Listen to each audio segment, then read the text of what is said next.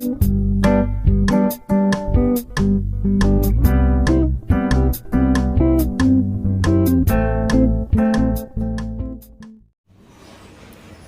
guys, this is Aryan sir. Welcomes you to my YouTube channel, AJ English Classes. Guys, how are you? I hope you are fine. You will be fine. And guys, in my previous video, I have described the 6 paragraphs from 1 to 6 of the Literature Rainbow Part 2 for class 12th. And in the first lesson, first chapter, that is Indian Civilization and Culture, we have read there 6 paragraphs, and I promised you to complete the whole lesson, that consists of 24 paragraphs. So guys, today we will complete from 7 number paragraph to 12. So guys, without wasting time, we are gonna start from paragraph number 7. So if you like to read thoroughly, then complete the video to the last, and you will get all the necessary information about the chapter, that is from line to line. Here I am gonna explain it. So let's start. चलिए, तो 7वां number paragraph से शुरू करते हैं। इससे पिछले video में जैसा कि आपने 6 पैराग्राफ तक पढ़ा था, अगर आपने नहीं पढ़ा है तो डिस्क्रिप्शन में और ऊपर भी आपको लिंक मिलेगा, जिससे कि आप 1 to 6 पैराग्राफ जो है इसका कंप्लीट कर सकते हैं। लेसन नंबर 1 का इंडियन सिविलाइजेशन कल्चर, जो कि महात्मा गांधी जी के द्वारा लिखा गया है। ये आपका फर्स्ट चैप्टर है रेनबो पार्ट 2 का, जो कि क्लास 12 बिहार बोर्ड के लिए है। तो गाइस, इससे पहले हम पढ़े थे जिसमें कि महात्मा गांधी समझाते हैं जो भारतीय सभ्यता है, संस्कृति है, इसके बारे में बताते हैं। आप इस चीज को पिछले वीडियो में जाकर के कवर करेंगे, तभी जान पाएंगे, क्योंकि अभी हम इसको रिवाइज नहीं कर सकते हैं। तो हम 7 नंबर पैराग्राफ से लाइन टू लाइन एक्सप्लेन करना शुरू करते हैं। कह रहे, they further reason that large cities were a snare and a useless encumbrance that people would not be happy in them. कि वे आगे ये तर्क दिए कि बड़े नगर क्या थे? स्नेयर। स्नेयर मीन्स जाल थे, और एक बेकार का बोझ, यानी encumbrance, that people would not be happy in them, और लोग उसमें खुश नहीं रहने वाले होंगे। गांधी जी कह रहे हैं कि that there would be gangs of thieves and robbers, prostitution and vice flourishing in them, and that poor men would be robbed by rich men. Guys, ये लाइन आपको ध्यान रखना चाहिए। यहां से बहुत सारे ऑब्जेक्टिव क्वेश्चंस भी बनते हैं, और समरीज में भी आपको ये लाइन काम आने वाला है। तो इसको आप ध्यान से सुनेंगे। क्या कह रहे गांधी जी? गांधी जी तर्क दे रहे हैं कि शहर को पसंद नहीं करते थे। हमारे जो एंसेस्टर्स थे, हमारे जो पूर्वज थे, फोर फादर्स थे, वो शहर को पसंद नहीं करते थे। क्यों नहीं पसंद करते थे? क्योंकि उन्होंने आगे तर्क दिया कि वहां पे क्या मिलता है? There would be gangs of thieves and robbers. वहां पे चोरों और डकैतों का गिरोह होगा, ठीक है, वैश्यावृत्ति होगी, प्रोस्टिट्यूशन होगा, and vice flourishing in them, वहां पे पाप उन लोगों के बीच पनपता रहेगा। That poor man would be robbed by rich man, और गरीब लोग अमीर लोगों के द्वारा लूटे जाएंगे। They were therefore satisfied with small villages, और इसीलिए वे लोग, यानी हमारे पूर्वज, अपने छोटे गांव में ही संतुष्ट थे। अब पैराग्राफ नंबर 8 देखते हैं। They saw that kings and their swords were inferior to the swords of ethics. तो उन लोगों ने क्या समझा? उन लोगों ने समझा कि राजा और उनकी तलवारें क्या हुई? घटिया साबित हुई। किसके सामने? नीतियों के तलवारों के आगे। यानी कि kings and their swords were inferior, दोनों ही क्या हो गए? कमजोर समझा गया, कमजोर आंका गया। किसके सामने? द स्वॉर्ड्स ऑफ एथिक्स, जो नीति की तलवार है, यानी जो सिद्धांत का तलवार है, उसके सामने। And they therefore held the sovereigns of the earth to be inferior to be rishis and the fakirs, और इसलिए वे अपनी मिट्टी पर ही संप्रभुता बनाए रखे। यह संप्रभुता भी घटिया साबित हुई। ऋषियों और फकीरों को A nation with a constitution like this is fitter to teach others than to learn from others। और एक राष्ट्र जिसकी संरचना इस तरह की है वह दूसरों को पढ़ाने के काबिल है, न कि दूसरों से सीखने के। This nation had courts, lawyers and doctors, but they were all within bonds। इस राष्ट्र में अदालतें थी, वकील थे और चिकित्सक भी थे, लेकिन वे सभी अपनी सीमाओं के तहत थे। यानी एक हर एक के लिए क्या था, एक लिमिटेशंस था। समझ रहे हैं आप? कह रहे हैं कि everybody knew that these professions were not particularly superior, कि हर व्यक्ति जानता था कि ये पेशे खास वरिष्ठ नहीं हुआ करते थे। Moreover these vakils and vaids did not rob people, they were considered people's dependants not their masters. लेकिन खास बात यह है कि ये वकील और वैद्य लोगों को लूटा नहीं करते थे, वे लोगों पर आश्रित पेशे समझे जाते थे, न कि उनके मालिक। यानी कि वे मास्टर्स नहीं बनते थे। जस्टिस वाज टॉलरेबली फेयर, और जो न्याय है भी सहनीय रूप से उचित हुआ करता था।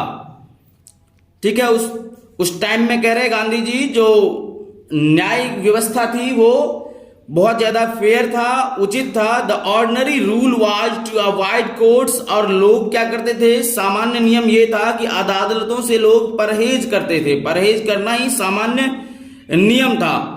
There were no touts to lure people into them. Touts means guys, touts means दलाल होता है, और उस समय में कोई दलाल नहीं हुआ करते थे लोगों को उनमें फंसाने के लिए। This evil too was noticeable only in and around capitals, और यह बीमारी दृष्टिगोचर थी सिर्फ राजधानियों में और उनके इर्द गिर्द।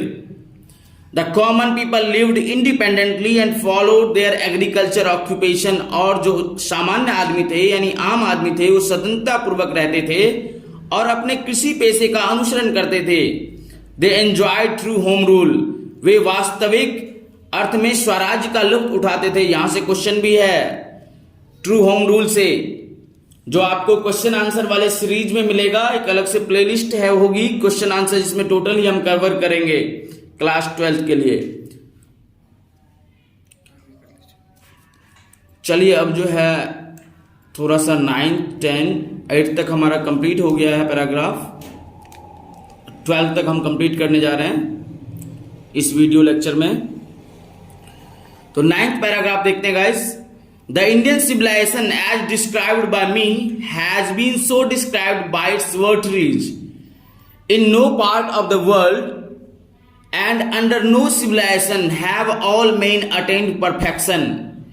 गांधी जी कह रहे हैं कि भारतीय सभ्यता जैसा कि मेरे द्वारा वर्णन किया गया है, एज डिस्क्राइब्ड बाय मी, जैसा कि मेरे द्वारा वर्णन किया गया है, ऐसा ही इसके भक्तों के द्वारा भी वर्णन किया गया है। बाय इट्स वोटरीज मतलब भक्तों के द्वारा।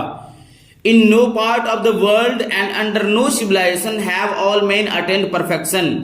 गांधी जी कहते हैं दुनिया में ऐसा कोई हिस्सा नहीं होगा और किसी सभ्यता के तहत नहीं होगा जहां सारे लोगों ने संपूर्णता को हासिल कर लिया हो।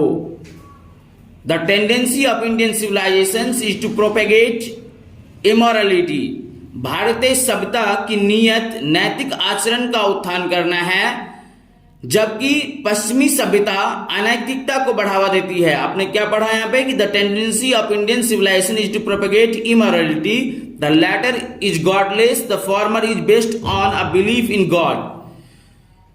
यानी कि जो बाद वाला है वो नास्तिक है और पहले वाला क्या है, भगवान की धारणा में विश्वास करने वाली है। So understanding and so believing it behoves every lover of India to cling to the old civilization even as a child clings to the mother's breast।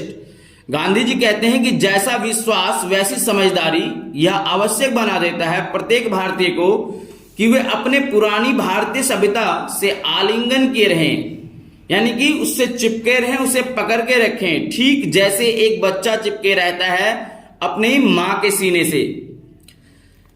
I am no hater of the West, अब यहाँ पे paragraph number 10 में गांधी जी कहते हैं कि I am no hater of the West, मैं पश्चिम का विरोधी नहीं हूं।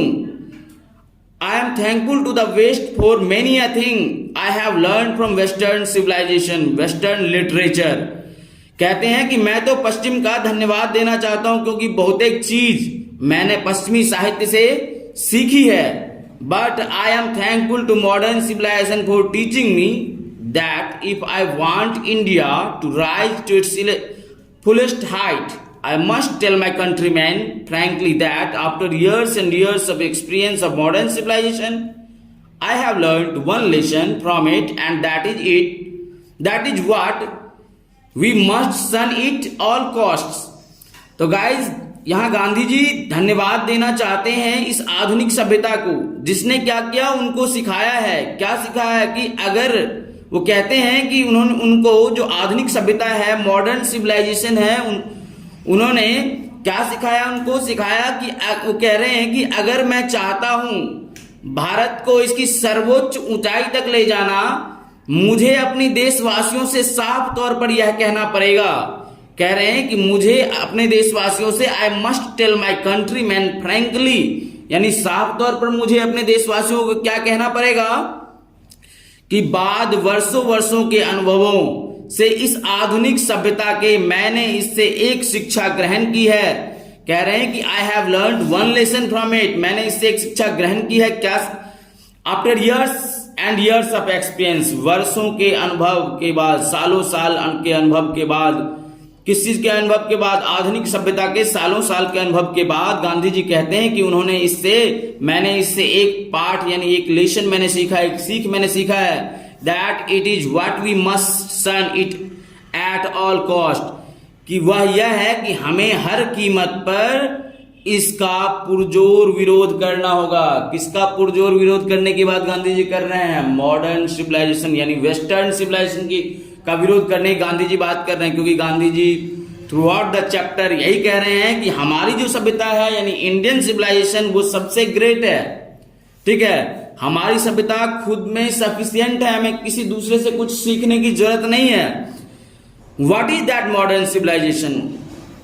कह रहे हैं कि आखिर ये आधुनिक सभ्यता क्या है? It is the worship of the material, it is the worship of the brute in us, it is unadulterated materialism, and modern civilization is nothing if it does not think at every step of the trip of material civilization. वे कह रहे हैं कि आधुनिक सभ्यता क्या है? यह भौतिकता की पूजा है। क्या है आधुनिक सभ्यता? भौतिकता की पूजा है, या हमारे अंदर बैठे शैतान की पूजा है। यह विशुद्ध रूप से भौतिक वादिता है, और आधुनिक सभ्यता कुछ भी नहीं है। मॉडर्न सिविलाइजेशन के बारे में गांधी जी कह रहे हैं कि ये कुछ भी नहीं है अगर यह हर कदम पर नहीं विचारती है भौतिक सभ्यता के जीत के बारे में। And our last paragraph for today's video lecture, it is paragraph number 12. It is perhaps unnecessary if not useless to weigh the merits of the two civilisations. Gandhi ji कह रहे हैं कि यह शायद अनावश्यक है, अगर बेकार नहीं है तो इन दो सभ्यताओं की खूबियों का आकलन करना.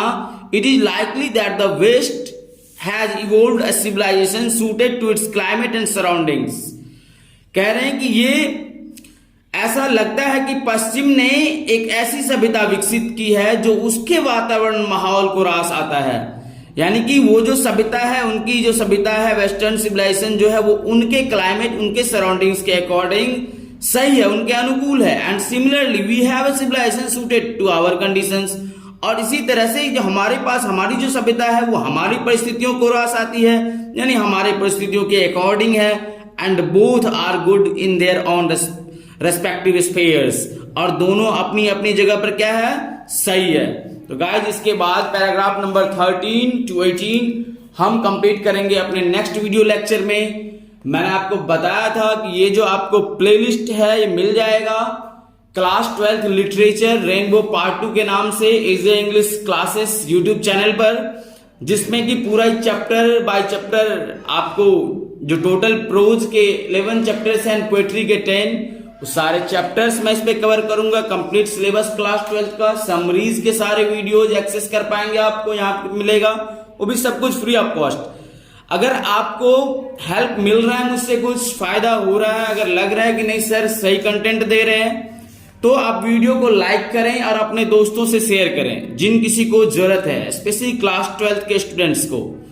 Thank you so much for being with me here and thank you so much once again for supporting me. See you soon in my next video lecture. Bye bye. Stay blessed.